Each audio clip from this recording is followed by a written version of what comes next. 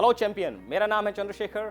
मैं एक business coach और मोटिवेशन स्पीकर हूँ। ये वीडियो है खासकर उन बच्चों के लिए जो अभी कॉलेज से ग्रेजुएट होकर निकलने वाले हैं या निकल चुके हैं, और उनके माँ बाप, वो लोग भी इस वीडियो को देख सकते हैं और अपने बच्चों के करियर से रिलेटेड एक बेहतर डिसीजन लेने में उनको शायद ये वीडियो मदद कर सकता है।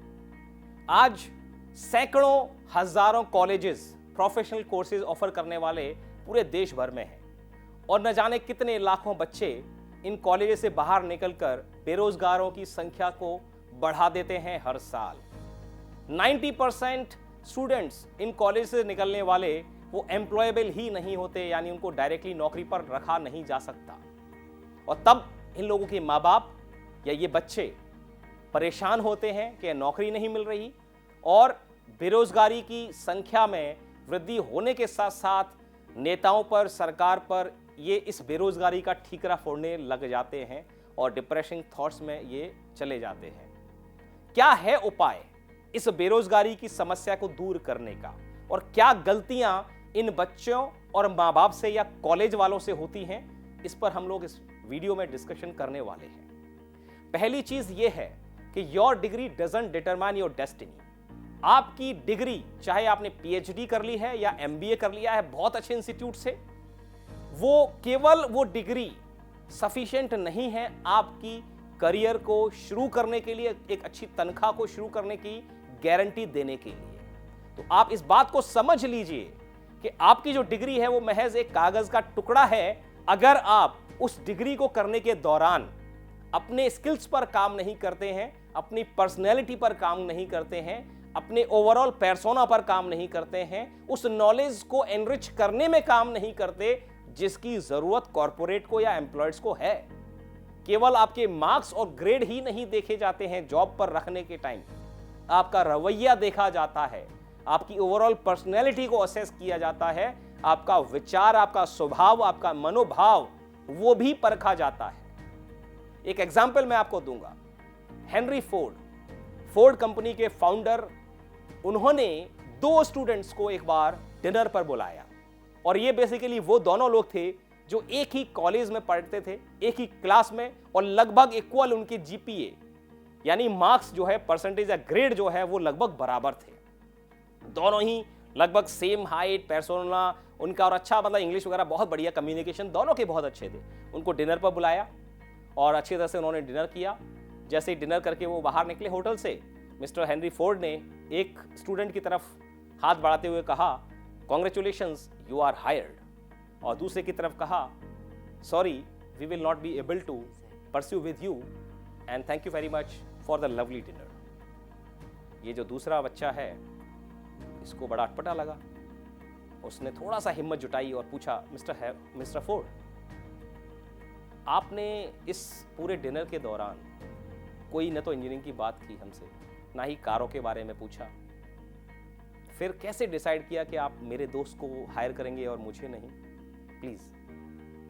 मिस्टर हेनरी फोर्ड ने बड़ी शालीनता से जवाब दिया, एक ऑर्गेनाइजेशन के अंदर जब हम लोगों को हायर करते हैं तो कुछ चीजें देखते हैं, और उसमें से 2 चीजें आपके अंदर मिसिंग पाई गई। 2 सबसे बड़ी चीजें। सर क्या?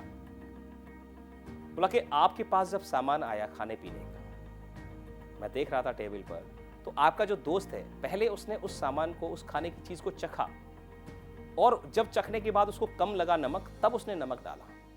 लेकिन आपने बिना चखे ही उसमें पहले नमक डाला, तब आप जो है उसको खाना शुरू किया।